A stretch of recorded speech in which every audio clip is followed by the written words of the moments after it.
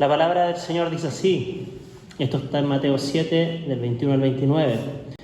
No todo el que me dice, Señor, Señor, Señor, entrará en el reino de los cielos, sino el que hace la voluntad de mi Padre que está en los cielos. Muchos me dirán en aquel día, Señor, Señor, ¿no profetizamos en tu nombre? Y en tu nombre echamos fuera demonios, y en tu nombre hicimos muchos milagros.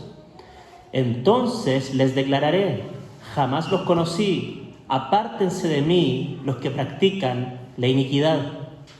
Por tanto, cualquiera que oye estas palabras mías y las pone en práctica, será semejante a un hombre sabio que edificó su casa sobre la roca. Y cayó la lluvia, vinieron los torrentes, soplaron los vientos y azotaron aquella casa, pero no se cayó, porque había sido fundada sobre la roca. Todo el que oye estas palabras mías y no las pone en práctica, será semejante a un hombre insensato que edificó su casa sobre la arena, y cayó la lluvia, vinieron los torrentes, soplaron los vientos y azotaron aquella casa, y cayó, y grande fue su destrucción. Cuando Jesús terminó estas palabras, las multitudes se admiraban de su enseñanza, porque les enseñaba como uno que tiene autoridad, y no como sus escribas. Hermanos, esto es palabra de Dios. Gracias. Buenos días, ¿cómo están? No sé si ustedes recuerdan de un buen profesor, un buen maestro que quizá ustedes tuvieron en su juventud, adolescencia. ¿Cuántos pueden recordar de un buen profesor que tuvieron? Marcó su vida, ¿cierto? O quizá alguien puede recordar de un malo profesor, ¿cierto? Hermanos, te voy a decir que yo entiendo mucho de profesor. Yo cambié de escuela como 7, 8 veces. Algunas veces yo cambié, mi familia cambió, y otras veces la escuela me invitó a cambiar. Pero ese es otro tema, no vamos a entrar en detalles, pero cambié mucho de escuela, entonces tuve muchos profesores, muchos maestros. Me recuerdo de un profesor que ya estaba enseñando ya hace mucho tiempo en la red pública de Brasil, así que ya estaba cansado y llegaba solo para, mira, esa es la materia, eso es que hay que aprender, eso no quiere aprender, bien, da lo mismo. Y una vez nos dijo que estaba ya para pagar las cuentas nomás. Y creo que por eso me traumó un poco las matemáticas. Era un profesor de matemáticas, hasta hoy día no me voy muy bien con matemáticas. Pero el otro año cambió el profesor, o yo cambié la escuela, no me recuerdo. Y ahí tuve una profesora muy buena, una profesora de matemáticas, y ella de verdad enseñaba con todo y hacía de todo para que los alumnos aprendieran. ¿Ya tuvieron esa experiencia? Esa persona que se esfuerza y tiene alegría cuando uno aprende. Bueno, Jesús el Maestro. Conociendo a Jesús como nuestro Maestro. Ese es el tema de nuestro mensaje hoy en día. Conociendo a Jesús como el Maestro. Recién escuchamos los versículos de Mateo 7, de 21 a 29. Eso es el final del Sermón del Monte. ¿Sabían? Después del Sermón del Monte, esa es la conclusión. Muy dura la conclusión, ¿cierto? Si uno lee los capítulos anteriores y ve cuán profundo es el Sermón del Monte, y ahora escuchar que, mira, si ustedes escucharon todo eso y no ponen en práctica, tenemos un problema muy grande. Pero ¿quién es ese maestro que enseña y la gente queda asombrada? ¡Cuánta autoridad! ¡Qué manera de predicar! ¡Qué manera de enseñar! Nunca escuchamos una enseñanza con tanta autoridad. No es con los maestros de la ley. Hay una diferencia. Pero hoy día quiero empezar Leemos del 27, del 21 al 29. Pero ya voy a intentar hacer algo diferente. Vamos a empezar ahora por los últimos versículos y vamos subiendo. Así que la multitud estaba asombrada con ese maestro. Jesús, un maestro. Pero ¿quién es ese Jesús? En Juan 7:15 es cómo sabe letras sin haber estudiado. Así que Jesús no pasó por una escuela rabínica. Tenía la formación básica de un judío hombre, como los niños allá leían la Torá, memorizaban los enseños, practicaba y tenía las fiestas judías, pero era un maestro. Pero es muy difícil y muy complejo nosotros entender ese concepto de maestro, porque hoy día el maestro moderno nuestro, aquí de Chile, de Brasil, el maestro moderno es distinto del rabí, de ese maestro que estamos leyendo aquí, muy distinto.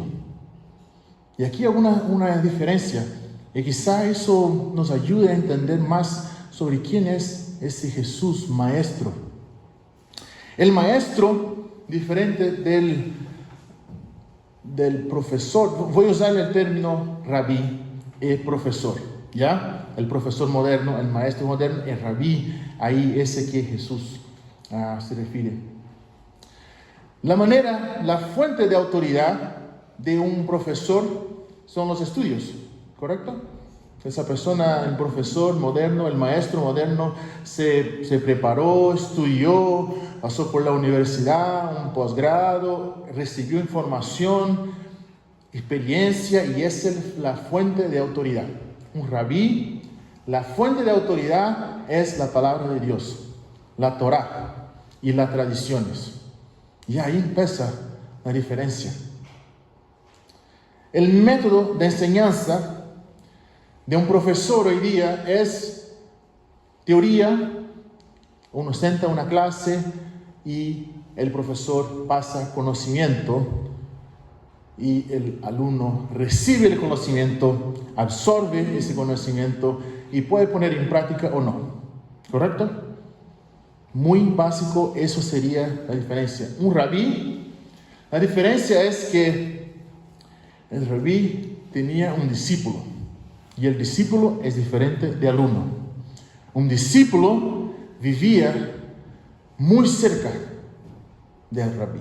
Muy cerca. Había un dicho que decía: cúbrete con el polvo de los pies de tu maestro. ¿Qué significa? Que andaban muy cerca. Vimos el ejemplo de Jesús con los discípulos. Comían juntos. Viajaban juntos, llegaban a una casa, cuando la gente lo recibía, quizá, no creo que las casas tenían muchos cómodos, así que muy probable que todos ahí dormían juntos en el mismo lugar.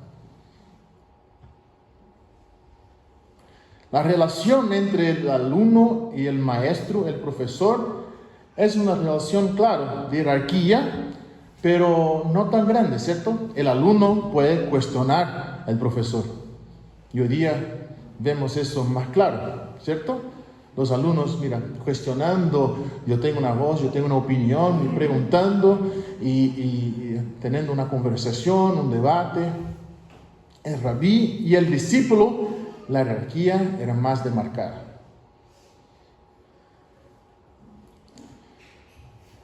Y ese era Jesús, un rabí. Y la gente lo reconoció como un rabí. Por eso, aquí en el Sermón del Monte, una multitud lo estaba escuchando. Reconocieron su autoridad y su método de enseño. Pero Jesús es un rabí muy distinto de los demás.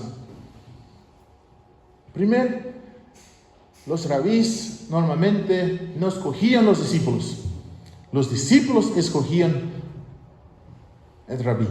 Entonces había un rabí, entonces la gente, la persona que quería ser un discípulo, buscaba, mira, ese rabí tiene una visión, su teología es buena, encaja con mi manera de ver y me gusta, y llegaba cerca y decía, mira, ¿te puedo seguir?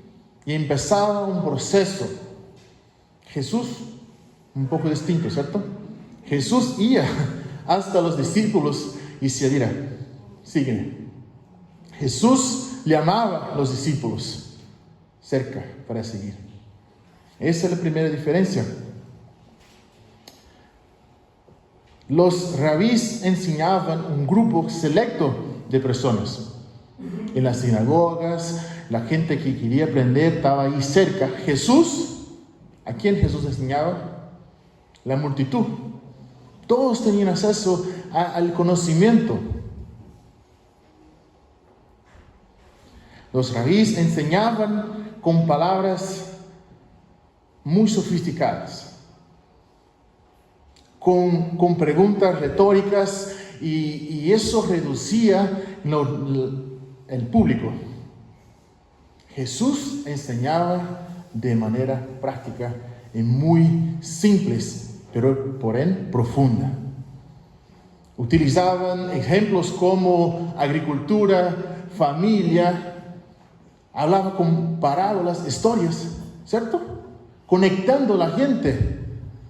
Cuando hablaba sobre sembrar, quien sembraba conocía, sabía qué pasaba allá. Cuando hablaba de dinero, mira, todos tenían acceso o necesitaban de una manera. Hablaba de familia, el hijo pródigo, esa historia tan profunda, conectaban a todos.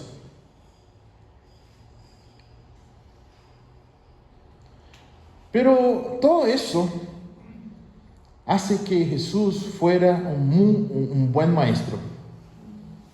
Muy buen maestro. Pero Jesús es mucho más que un buen maestro. Esos detalles de enseñanza cercana o de multitud o muy simples, eso hace con que Jesús fuera un buen maestro. Pero aquí estamos hablando de Jesús, el maestro, y él tenía una autoridad que ningún otro tenía, porque los rabís recibían la autoridad de otros rabís. Entonces llegaba un momento donde ellos, este rabí, recibía el reconocimiento y alguien oraba por él, ponía las manos y ahí empezaba su vida rabínica. Pero ¿qué pasó con Jesús? Cuando fue bautizado, del cielo recibió una voz. ¿Qué decía la voz? Ahí está, este es mi hijo amado, estoy muy compadecido con él. Jesús tenía la autoridad de Dios, porque era Dios, es Dios. Los rabís enseñaban a orar con muchas palabras. Jesús enseñó diciendo Padre nuestro, mostrando la intimidad, rompiendo esas barreras, rompiendo la religión. Jesús, Pedro dice, ¿a quién iremos? Tú tienes las palabras de vida eterna. ¿Quién vamos a buscar? Jesús, el maestro, no Jesús, el profesor. Jesús busca discípulos. Jesús no busca alumnos. Y hay una diferencia muy grande aquí entre ser un alumno y ser un discípulo.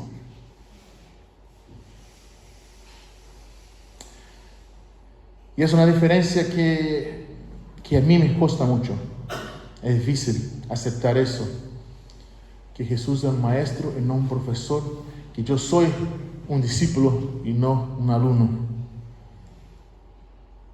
Porque queremos seguir una lista de cosas, de reglas, porque es mucho más fácil, ¿cierto? Venir a la iglesia, cumplir con ciertas agendas y participar de eso y hacer eso y tener mi vida espiritual. Yo entiendo cuando nosotros hablamos de vida espiritual, pero hermanos, el discipulado es integral y afecta a todos los ámbitos de la vida, todo. El discipulado es todo. Nuestra vida espiritual, nuestra vida matrimonial, la crianza de nuestros hijos, nuestra vida financiera, el discipulado incluye todo eso. Jesús el Maestro no busca alumnos, pero busca discípulos. Porque el discipulado no es información. ¿Está bien? El discipulado no es agregar información, pero el discipulado es formación. Es de dentro hasta afuera. No es el cuánto de información uno puede recibir y acumular y mira, conozco mucho de Dios. Pero amar las cosas que Dios ama, eso es el discipulado. Y el sermón del monte es sobre eso. No solo no matar, pero ni pensar y matar. Es un cambio, no solo de actitud, pero un cambio de corazón. Un cambio interno que refleja hacia afuera. No es solo no cometer adulterio, pero no codiciar. Ahora hablamos no solo de la plática, pero el pensamiento. No es sobre dónde puedo gastar mi dinero, pero es sobre el amor del dinero. ¿Dónde está tu corazón? No se preocupar por el día de mañana. Eso es el sermón del monte, un cambio integral. Y aquí Jesús está diciendo al final, diciendo, mira, de todo eso que ustedes escucharon, ustedes tienen que poner en práctica. Es hora de acción, no solo conocimiento, pero acción. Una entrega radical, donde nuestros fundamentos, nuestras raíces están cimentadas sobre la roca, fundamentadas sobre la roca. Una entrega radical.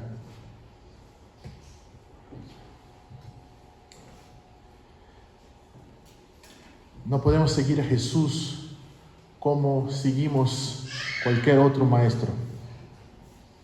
Hoy día tenemos muchos, cuando abrimos las redes sociales, ahí vemos cuántas personas nosotros seguimos, ¿cierto? Y cuántas personas nos siguen. El tema de seguir hoy día se tornó algo, una palabra que perdió un poco el sentido. Yo miré el Instagram el otro día, yo sigo no sé cuánto, quizá 1000 personas. Yo estoy siguiendo. Gente que una vez conocí y me siguió, lo seguí de vuelta y ahí estamos siguiendo. Pero Jesús exige mucho más que simplemente seguirlo así. De vez en cuando, yo pensé que si Jesús tuviera una red social, ¿imagina? Un Instagram, @Jesucristo, no sé. Y cuántas personas siguiendo, y Jesús puede ser que puede subir un río a cada rato, todos los días, y ahí todos los días vemos un río de Dios. Qué bueno, de Jesús, qué bacán, qué lindo. Un like, comparto con mis amigos. ¿Y cuánto eso es mi vida hoy día? ¿Cuánto yo estoy tratando a Jesús como un otro maestro, una otra persona, un otro influencer que estoy siguiendo?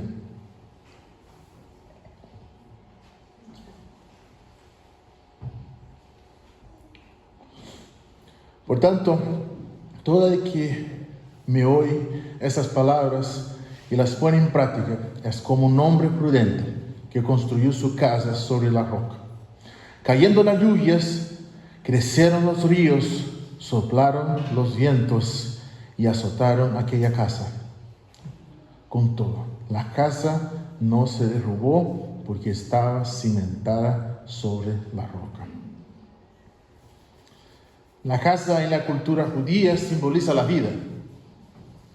Aquí está hablando de la vida, esa historia, ese ejemplo de Jesús, esa parábola está hablando sobre vida. ¿Y dónde está cimentada su vida? ¿Dónde está fundamentada su vida? Aquí los vientos, la lluvia, es una analogía clara del gran día, de aquel día, del día del juicio. Porque mirando hasta los versículos anteriores, habla Jesús diciendo, en ese día, ustedes van a decir, algunos van a decir, Señor, Señor. Y aquí explica. Aquí tenemos una analogía clara sobre el gran día del Señor, el día del juicio. Pero igual, podemos hacer una analogía sobre las tempestades que llegan en nuestro día a día, en nuestra vida, en este momento. Porque aquel que está preparado para aquel gran día, el día del Señor, estará preparado para las tempestades que vendrán ahora. Ser un discípulo del gran maestro es estar preparado para la tormenta, porque él sabe que su vida está firmada en la roca. Yo estaba escuchando un mensaje de un predicador llamado John Mark Comer, y él hizo una pregunta diciendo, cuando llegue la gran tormenta, ¿cómo te vas a portar? ¿Cómo te vas a responder a la gran tormenta? Y de verdad, yo soy una persona que muchas veces me preocupo por muchas cosas. Pienso demasiado y quedo preocupado. Pero esa pregunta hizo un impacto muy fuerte. Porque empecé a pensar en tormentas de verdad. En una enfermedad sin cura. O quizá la muerte de una persona cercana. O si algo pasa con mis hijas. Y esa pregunta me dejó muy incómodo. Porque no estoy diciendo que eso va a pasar con ustedes, ¿ya? Pero puede ser que pase. Y la tormenta es una realidad en la vida. En la vida del cristiano igual. La tormenta es una realidad, hermanos. No es porque estamos aquí sirviendo a Dios y haciendo mi trabajo. Señor, doy el diezmo, la ofrenda, y estoy aquí los domingos, y leo la Biblia, hago mi devocional, ya estoy protegido. La tormenta es algo real y puede llegar. Y esa pregunta me hizo cuestionar cómo va a ser mi reacción. Si mi vida realmente está sobre la roca o sobre la arena. Y de verdad, hermanos, siendo muy sincero, comencé a pensar que quizá mi vida está cimentada, fundamentada en la arena, en mis conocimientos. Conozco, leo, estudio, pero la práctica, ¿qué está pasando con la práctica? Con el cambio de corazón.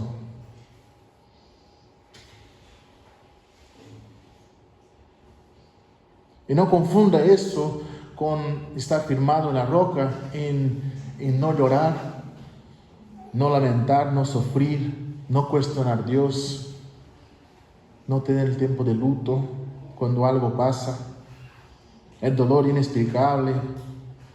No confundan eso en tener tus bases en la roca. 40% de los salmos son de lamentos. ¿Sabía? 40%. Son muchos. Casi la mitad. Es texto diciendo cuánto dolor el salmista sufre. Y muchas veces cuestionando a Dios, ¿por qué estoy pasando por eso, Dios? ¿Por qué? ¿Por qué estoy solo? Me siento solo. Pero igual, esos 40% de lamento en los salmos, en todos ellos vemos la roca que es Dios. El fundador de OM, George Vera, murió hace 2 años, ya tenía como 85, 86, pero al final de su vida sufrió mucho, estuvo enfermo y con mucho dolor y sufriendo demasiado. Y un día él siempre hacía videos compartiendo cómo estaba, compartiendo devocionales, y su último video me impactó mucho, porque ahí hablaba de una paz, de una manera que de verdad no puedo explicar. Nosotros estamos ansiosos. ¿Qué pasa? Sabíamos que estaba ya con la edad avanzada, pero queremos que estuviera con nosotros, estamos orando por él. Y él decía, mira, yo estoy tranquilo. Yo voy con el Señor, hermanos. No te preocupes. Preocupe por ustedes. Yo estoy listo. La firmeza, la roca, mismo en medio del dolor. Pero todo aquel que me oye esas palabras y no las pone en práctica es como un hombre insensato que construyó su casa sobre la arena. Cayeron las lluvias, crecieron los ríos, soplaron los vientos y azotaron aquella casa. Esta se derrumbó y gran fue su ruina. El alumno es aquel que aprendió la lección, entendió, recibió, sabe construir una casa, sabe cumplir los mandamientos, pero todavía eso no bajó hasta el corazón. Quizás van a decir, Señor, Señor, no profetizamos tu nombre, y en tu nombre expulsamos demonios, hicimos muchos milagros. El alumno quizás construyó la misma casa que el otro que construyó en la roca, con los mismos materiales, con la misma forma, el mismo tamaño. Participó de los mismos grupos pequeños, escuchó las mismas prédicas, frecuentó la iglesia todos los domingos. Quizás está sentado a tu lado, o quizás sea tú. Pero sus bases, sus fundamentos están firmados en otra roca, y una arena que no va a aguantar la lluvia. Entonces les diré claramente, jamás los conocí, aléjate de mí, hacedores de maldad. Qué dura mensaje, mis hermanos. De verdad, cuando Alan me pidió a predicar, a compartir, y me pasó el texto, yo me costó un poco prepararla, porque de verdad es un desafío muy grande a nosotros. Es una palabra muy dura, pero Jesús nos hace con mucho amor. Y no vamos a confundir eso con, mira, estoy diciendo que hay que practicar la práctica, las acciones, ¿cómo se dice? Las obras van a te salvar. No, eso no es el mensaje. Las obras nos salvan. La única obra que salva es la obra de Jesús en la cruz. Y esa fue suficiente para nos salvar. Pero las obras son un fruto, la evidencia de un discípulo. que construyó su vida sobre la roca que es Cristo. Las obras son una evidencia. Así que si no hay obras, hay que cuestionar dónde está firmada su casa. ¿Dónde está su firmamento? Porque Jesús es el buen maestro, el maestro que sabe de todo y que tiene las palabras de vida eterna. Y solo Él tiene palabras de vida eterna. Pero ¿cómo podemos poner eso en práctica? ¿Cómo podemos poner eso en práctica durante la semana, mañana, cuando despertamos? ¿Qué vamos a hacer? Pensando que el discipulado tiene que ver con formación y tiene mucho más a ver con sus intenciones o que le ama, las cosas que te encantan. Eso es el discipulado. Tiene que ver con el cambio del amor que ustedes pueden poner en algo. Porque al final nosotros somos seres que van a amar algo. Buscamos cosas para amar. Nosotros mismos, el dinero, el trabajo, la familia, no sé, un hobby, algo. Pero vamos a amar algo. Y Jesús está diciendo que solo hay una cosa que debemos amar. Las cosas que Dios ama. Así de manera muy práctica. Quiero cerrar de manera práctica, quizá lanzando algunos desafíos. Quizá un desafío sea realmente cambiar ese pensamiento de maestro y profesor. Hacer esa oración preguntando: Jesús, ¿estoy tratando como un profesor o como un maestro, un rabí? ¿Estoy siendo un alumno, absorbiendo conocimiento, cumpliendo reglas? ¿O estoy siendo un discípulo? Jesús, cúbreme con el polvo de tus pies. Quiero estar tan cerca de ti. Quizá eso sea el primer desafío. El segundo desafío, quizá podemos leer el Sermón del Monte, del capítulo 5. Quizá en esa semana tu devocional pueda ser enfocada en eso, pensando en eso que Jesús está diciendo, los valores del reino de Dios. Y empezar a preguntar: Dios, ¿dónde necesito cambiar? ¿Dónde necesito mejorar, Dios? Y claro, uno cuando lee el Sermón del Monte, quizá todo, necesito cambiar todo. Pero Dios, muéstrame dónde puedo empezar. Y algo que preparando el mensaje me ayudó. Porque empecé a dar cuenta que habían cosas que estaba haciendo que no eran necesariamente malas, pero me estaban quitando.